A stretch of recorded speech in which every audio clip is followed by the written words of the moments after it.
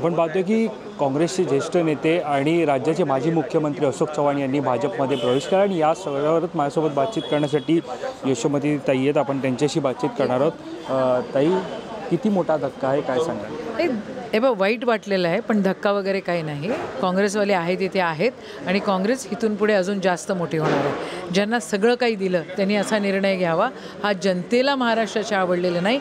भाजप सत्तेसाठी काहीही करते हे आता अजून जनता बघते आहे. म्हणजे मी कालही ट्विट केलं होतं आणि आजही तुम्हाला बोलते, एवढं सगळं करूनही भाजपला थारा लागणार नाही. खरं तर 2 दिवसानंतर भूमिका स्पष्ट करेन असं अशोक चव्हाण म्हणाले होते. मात्र उद्या फॉर्म भरण्याचे म्हणजे राज्यसभा निवडणुकीचा फॉर्म भरण्याची शेवटची तारीख आहे, त्यामुळे ही घाई झाली असेल.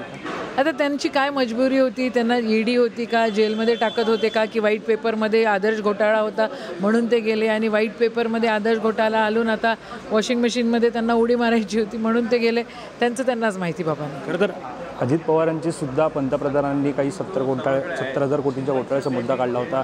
नंतर ते सुद्धा भाजपसोबत युतीमध्ये सामील होतात. आता आदर्श घोटाळ्याचा उल्लेख होतो, ते सुद्धा भाजपसोबत जातात. एकंदरीत राजकारणाची दिशा बदलते का?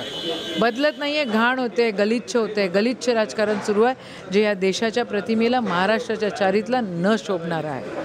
नक्कीच धन्यवाद आमच्याशी बातचीत केल्याबद्दल. तर या होत्या यशोमती ठाकूर. नक्कीच आपण पाहतोय की या अशा पक्षबदलीमुळे राजकारण जे आहे ते गलिच्छ होत असल्याचं मत जे आहे ते यशोमती ठाकूर यांनी व्यक्त केलं आहे. दरम्यान या सगळ्यावरती आपलं लक्ष असणारच आहे. या संदर्भातील अधिक माहिती जाणून घेण्यासाठी तुम्ही मायमहानगर.com लॉग इन करा.